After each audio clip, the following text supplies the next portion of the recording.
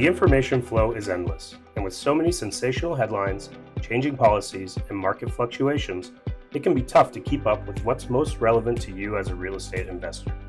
In Boardroom Brief, we endeavor to discuss and provide our point of view and insights on relevant topics that matter to Greybrook, our investors, and the broader real estate community. Our goal is to provide you with expert opinions in 20 minutes or less. For this special episode of Boardroom Brief, we invite you to listen in on the fireside chat between Greybrook's CEO Sasha Cucuz and Doug Porter, the chief economist of BMO. Sasha and Doug had a chance to sit down at Greybrook's recent Perspective and Insight investor event. In an environment defined by fluctuating rates, shifting government policy, and global uncertainty, this exchange offers more than just headlines. It delivers context.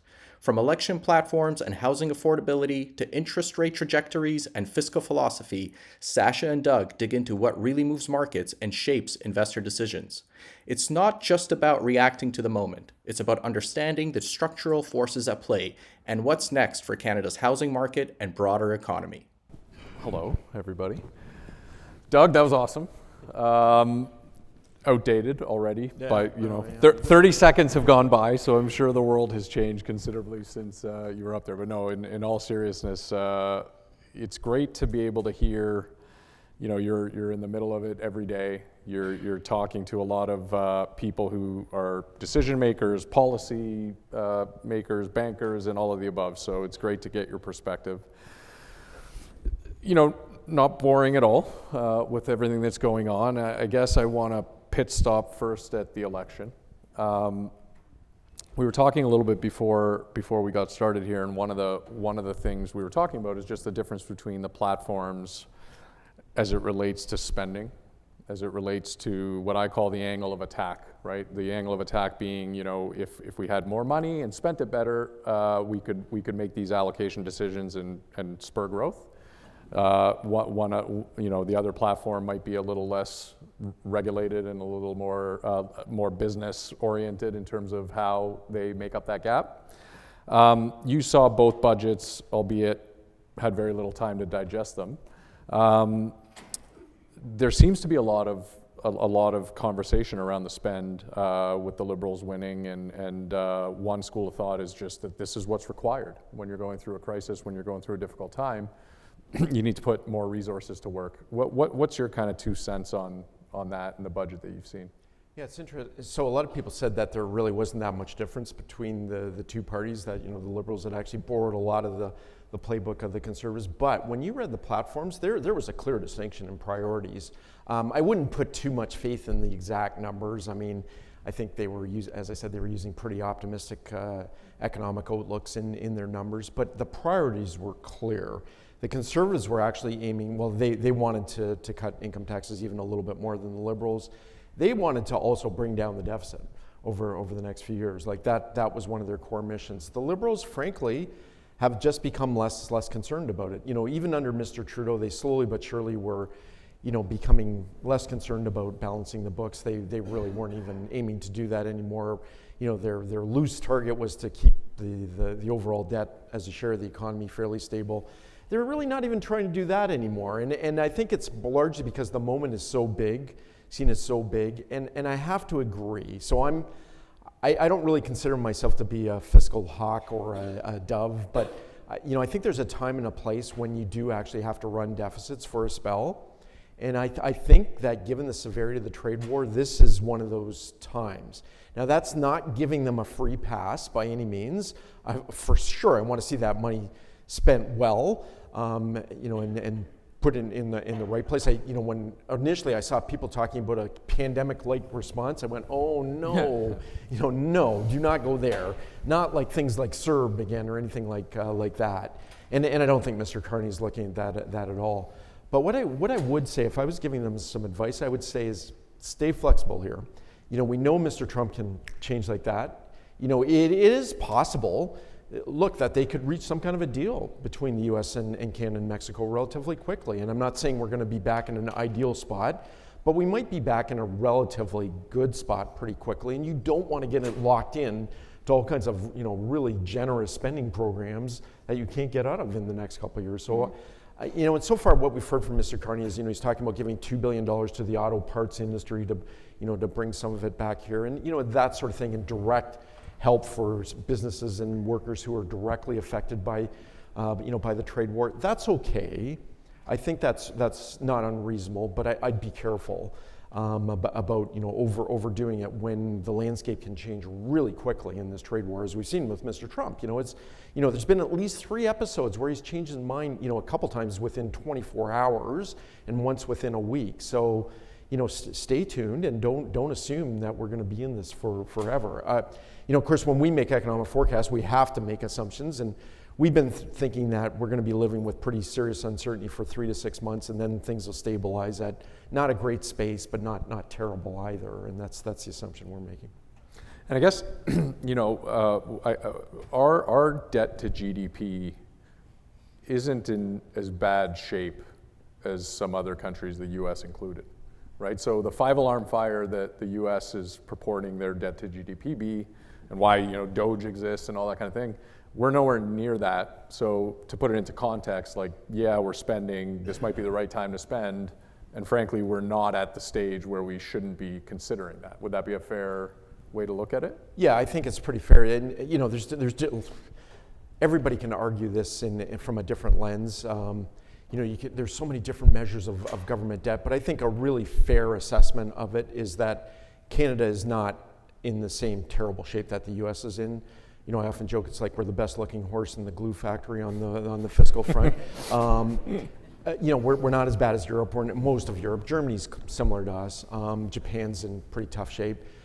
That doesn't give us a free pass, but we do have some room in a tough situation to help the economy. Just to put the way I look at it, the U.S. debt to GDP is roughly 100%.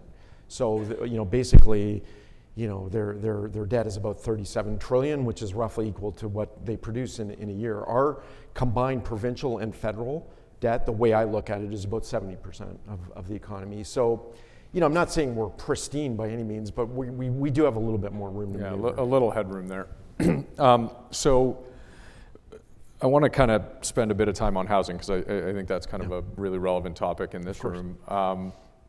When I looked at the two platforms, some of them had commonality, right? Like things like HST, things that looking at cutting red tape, although I've heard that for many years and there seems to be more red tape. I can't figure that one out. Things like development charges, at the municipality, which I think would go a long way to kind of helping restore affordability and kind of close that gap between the bid and ask, so to speak. The development community has had a difficult time meeting the market, right? I think housing, notwithstanding the current conditions are such that it's still very much required. I think people can't get there, right? And the ways that they can is ultimately interest rates going down. It also could be prices coming down. And that's not that easy to do given the cost of production. But one area is things like municipal charges. Where the Liberal platform lost me a little bit was when they proclaimed that we have an idea. We're going to put the government into the business of development. And normally I'm pretty allergic to that in general. Do you have any thoughts? So full disclosure, we were talking about this very issue beforehand. I think we're completely on the same page. I mean, when we were a little discouraged when we saw the Liberal policies on housing. I mean, some of it's good. There's some good ideas there, but yeah, I'm quite concerned about how.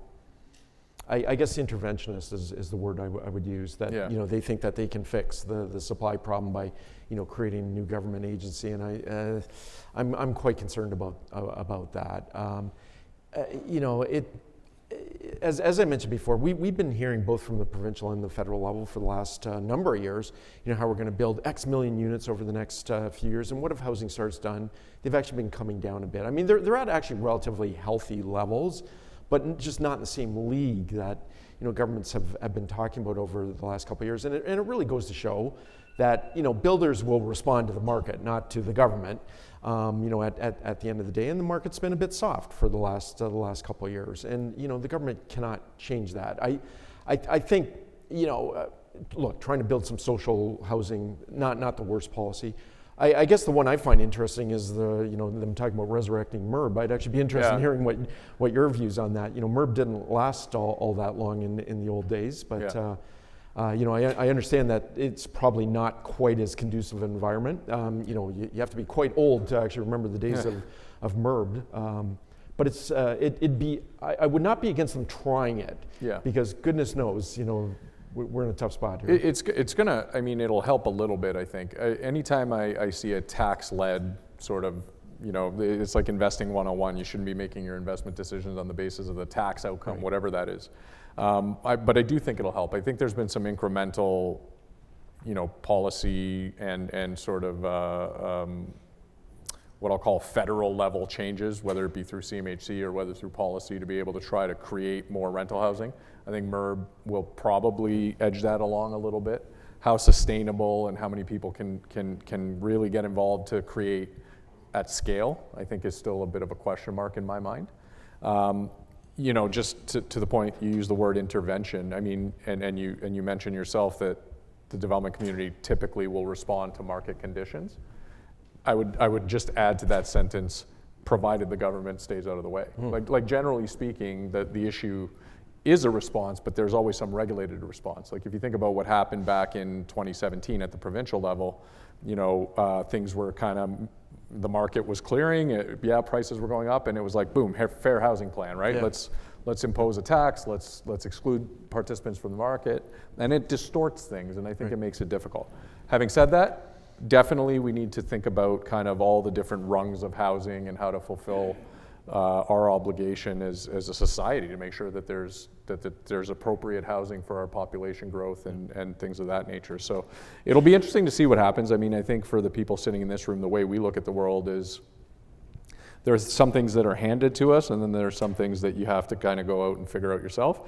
Policy is generally handed to you, and you have to kind of adapt to it and figure out ways to be as efficient as possible within the policy framework. So that's something we've done, as long as we've been around. So I don't see it as any different. We'll see how it plays out.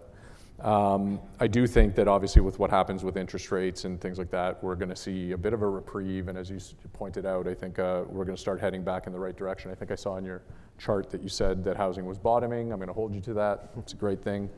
And then it's only up from here. So just to talk about interest rates and inflation, which we seem to be talking about every single day, or were, and now it's trade wars and different things. But the Bank of Canada, I think you kind of answered the question as to what inspired their decision to hold, because it seemed a bit perplexing, right? If you're just an armchair quarterback like myself and you're looking at sort of what seems like a very obvious direction for things, right? Like inflation, no longer an issue. You said yourself, between the two levers of, am I concerned about growth or am I concerned about inflation? I'm way more concerned about growth than I am about inflation. That seemed pretty unanimous, and then all of a sudden, they hold the policy rate. So you mentioned that it could have been not wanting to interfere with elections or whatever their reasons were, but the point being is, from this point forward, it seems like everybody's pretty confident that we'll see a trajectory that gets us back to the terminal rate that we were all forecasting. So my question to you is, what do you see that changes that forecast, whether it be more hold or a steeper, quicker decline to a terminal rate, or maybe even below the terminal rate? Okay, so if we step back a minute, and the Bank of Canada has been really clear about this almost since we first got the warnings from Mr. Trump about putting tariffs on Canada. Macklem has been really clear that they're legitimately worried that inflation is going to spark back up. And this is not the same place we were in 10 years ago, where if we got a little bit of a spark up in inflation, it would probably go away pretty quickly, because everyone thought, no, we never have inflation, it always goes back to 2%. Well, given what just happened in the last couple of years, I think everyone's just a little bit more hyper vigilant about inflation. And I said a couple generations of Canadians just went through real inflation, and they know it can happen now. And so they're worried, I think, that if we did have a little bit of a run up because of a weak Canadian dollar and the tariffs we're putting on US products, it could fan out into a broader inflation problem. That's their concern. I'm less concerned about that, for a number of reasons. As I said, look, we've got oil prices dropping like a stone here, which is helping.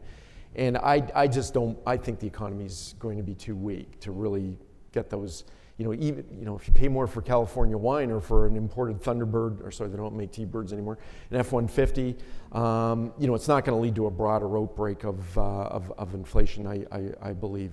But the bank's got to be convinced of that. So it might take a little while. The good news is the next reading we get on inflation for the month of April is going to be really low because gasoline prices fell. And I think that's going to make everybody relax. When headline inflation is like 1.5% a couple weeks from now, I think that's going to take a little bit of the steam out of the inflation narrative for a spell at least.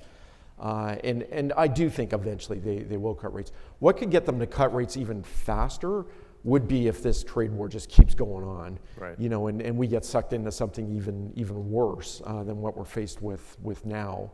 I have the sense that we're past the peak, though, in the trade war. I think it tends to get better from here, not worse. Right.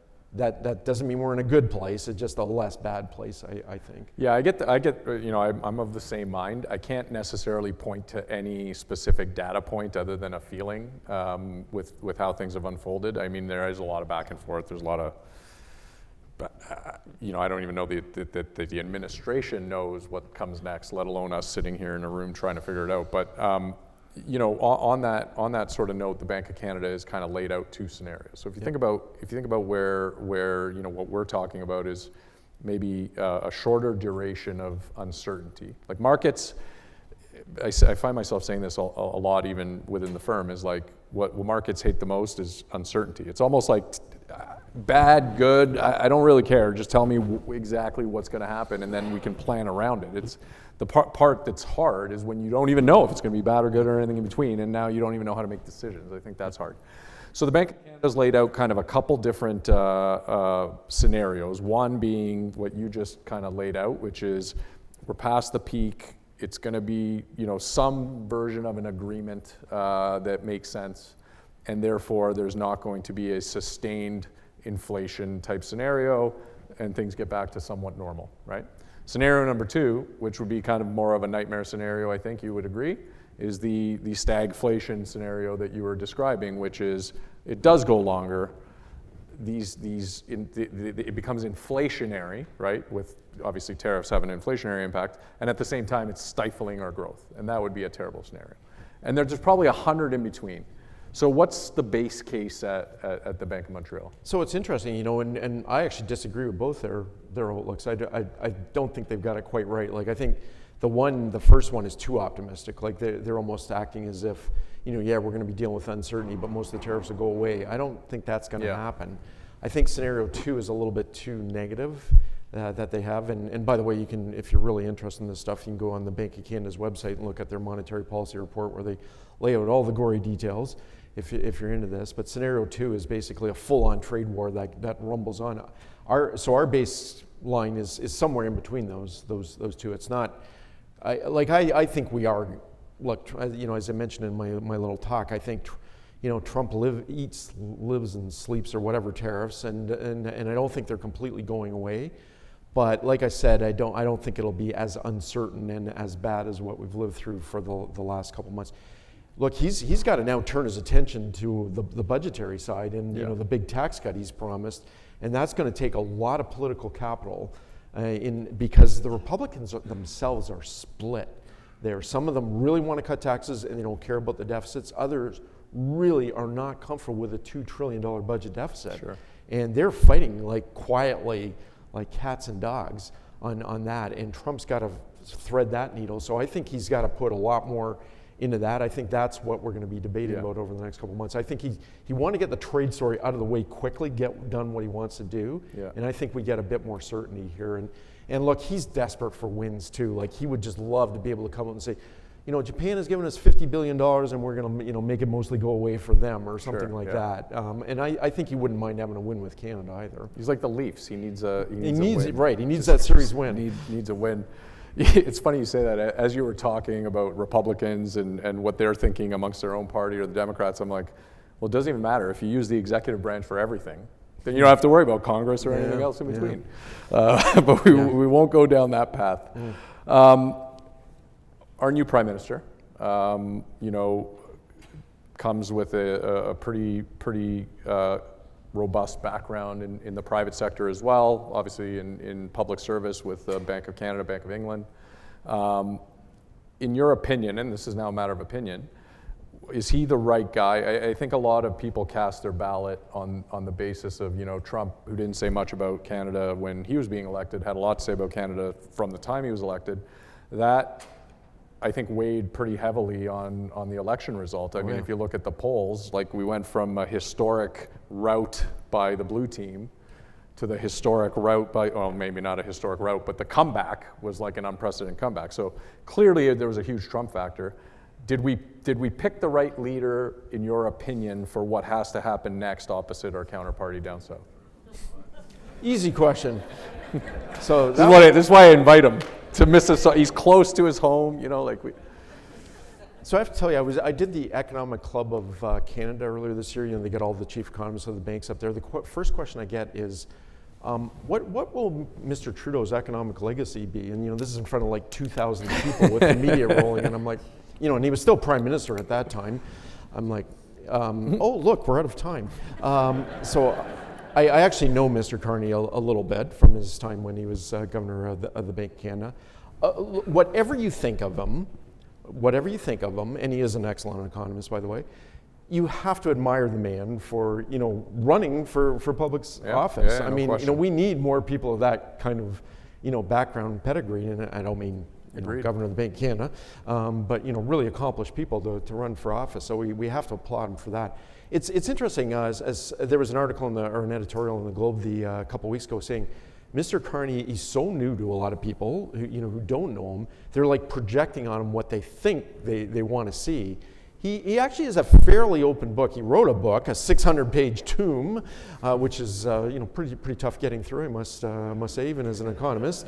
So you can really find out where he stands. I would say he's actually not, in a lot of files, he's not that different from Mr. Trudeau, especially on the environmental file. Like, he's really serious on that front, even though he cut the consumer carbon tax, which showed me he's a real politician, that he was willing to do that when he cares so much about reducing carbon. Or an economist. Yeah.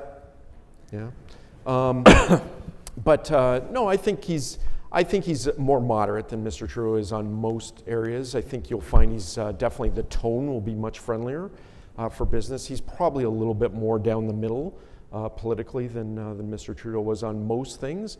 But let's face it, he's an economist. He's never been a politician before. He's never been in government before.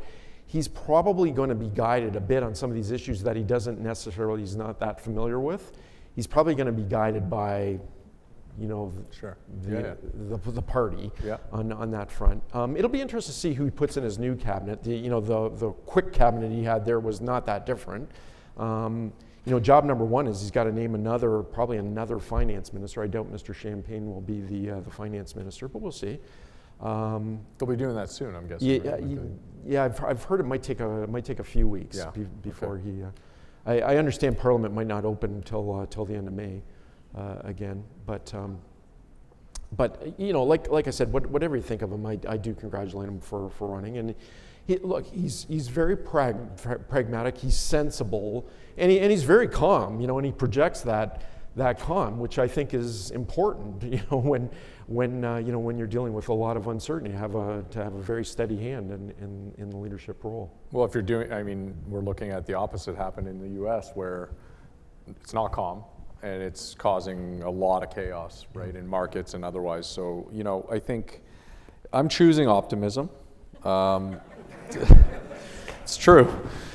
It's a roller coaster of emotions, but I'm choosing to be optimistic. Again, like it's some things you're handed, and this is one of those things you're handed, right? So you got to work within the framework that exists, and we hope to be able to have a seat at the table and help inform some policy like we've done in the past, and we'll see. I think again, the devil is in the details. So while at the surface level you're seeing things like we're going to start a crown corporation. Well, if you're going to just start a crown corporation to just joint venture land and stand back and let the private sector do it through a PPP, okay, that sounds a lot better to me than the developer being the federal government, but we'll have to see.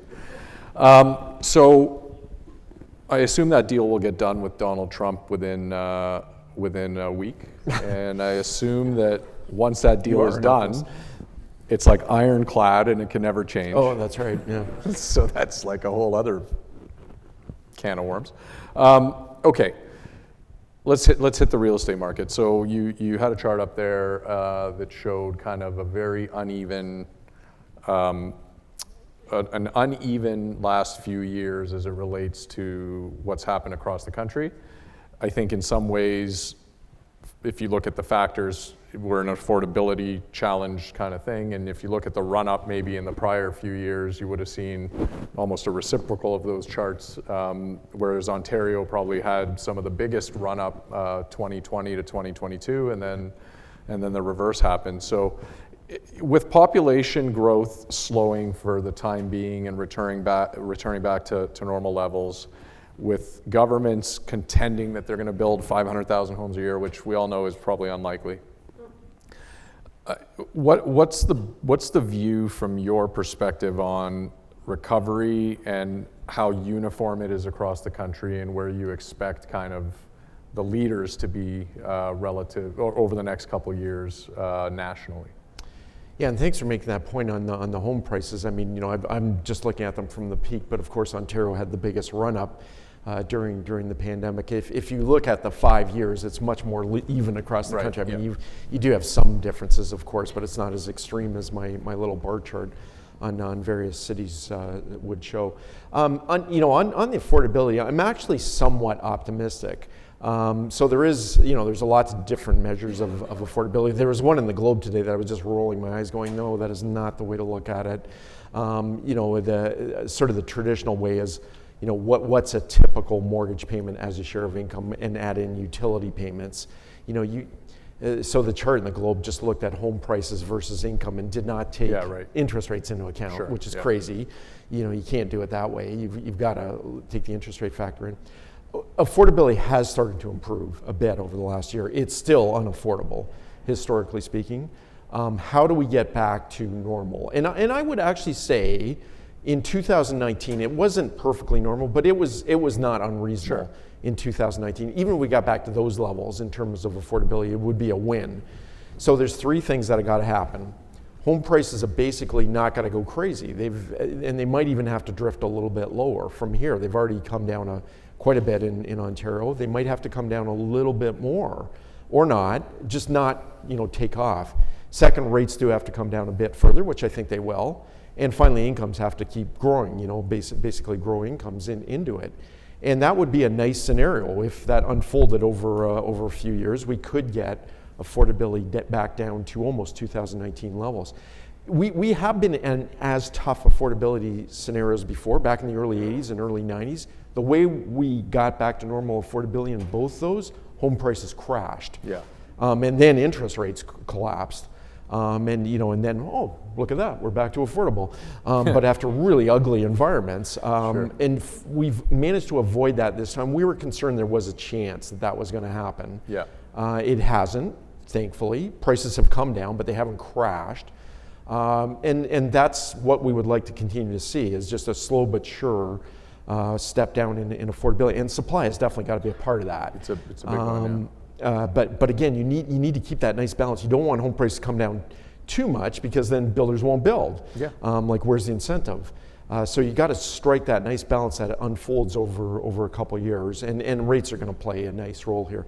I would never say that Mr. Trump has done us a favor here, but because of the uncertainty, we've had prices in the market really go quiet again, and that's probably going to help affordability for a spell, because the market is so quiet. I think it will, and I think right now we're dealing with a situation of we keep using the word uncertainty. I think the Bank of Canada did it 49 times in their report. I know it's 49 times because Mr. Goodman, who's here, a member of our team, who's our resident economist, reminded me 49 times. You did a word search? Yeah, good. But the right now certainty of transacting is very low. Whether you're a builder, whether you're a consumer who's looking to move, whether you're an investor, which is a big part of the ecosystem. So certainly certainty is going to help us, and it'll go a long way. My view is that it's some combination of it all. I think prices have to come down a bit. How do they do that, particularly in the new construction market? I think the government does have to play a role. I think that when we're looking at development charges, when we're looking at different things, like the City of Toronto, which is notoriously notorious for increasing development charges by the minute, they're freezing them, right? I mean, I think that's going to be a big help. I think that you might start seeing some breaks in development charges. The city of Vaughan decided to decrease their development charges. All that does is it allows the developer to bring down the price of the inventory, and given the other costs in the system, sometimes conveniently governments forget there's a cost of capital. Our friends and partners at BMO are not going to lend money to a project that has no margin. So there has to be a margin, and there's a cost of money, unfortunately. Or fortunately, we say it's unfortunate, but it's just real. It's reality. But the idea here is that it's going to be some combination of all the different leverage points that are going to start moving once there's more certainty. Supply. You mentioned supply. So part of the narrative out there, even with slower population growth, is when we get back to what's normal, it's still a robust level of population growth. And I've often made the point, I don't know if I'm right, I've been right up until a point, so who knows, but Canada doesn't have the same selection as it relates to where people go as America does. I often find myself saying, we have lots of projects in the US. You have 40 cities that have over 2 million people in them, where you can have an urban sort of context, the type of jobs, the type of lifestyle people are looking for. You can do it in 40 different places around the country. In Canada, there's like 3 metros that have over 2 million people. One of them is in Quebec, which is, the language is a consideration. So the question is, are we in for a bit of a supply shock given what we're seeing in the market today? Notwithstanding, governments are now trying to spur housing. I've never had it happen before where they're like, can you build more? Can you go higher? That's never happened. But the market's just not there. So this lull, how do you see that playing out over the next 4 or 5 years in markets like the GTA? Yeah, and in agriculture they talk about the hog cycle. Well, we might be seeing that in a bit longer lived here in the real estate market. I am concerned about that. We'll be talking about it again in about 5 years about a serious supply shortage, and then prices start going back up again. Now it might take a bit more than 5 years. Part of it will be what exactly does this government do on immigration? It's interesting. There was a bit of a difference between the Conservatives and the Liberals on that front. The Conservatives were very explicit that immigration would be tied to the supply of housing. Very explicit. So I took that if we had a real drying up of supply, they would keep a bit of a tight lid on immigration even a few years out. Carney's been a bit. I don't think he's really pinned down where he stands on that one yet. They didn't have a lot of time, to be fair. No, to be honest, frankly. I mean, when you think about it, he wasn't even a politician as recently as 4 months ago. It's very new to him. So that's something that we'll be watching. Right. Is there a bit of a longer term change here in immigration? I said when I was speaking that I don't think so. I think we're probably going to go back to something like, call it 400 to 500,000 people per year, including students and temporary foreign workers. So and we have essentially no homegrown population growth anymore. So that would be roughly 1% or slightly higher. I suspect that's where we'll be out in 27, 28, but that's probably what will determine whether we go through another supply crunch or not. Okay, last question, and then we'll take some questions from the audience. I didn't authorize that with Doug, but you guys can pepper him with questions. It's always fine. The way that Allmark is going to be peppered with shots from the middle of the slot tonight. Okay, bank. I feel like I got to ask. There's been a lot of talk over the years about the systemic risk in the banking system.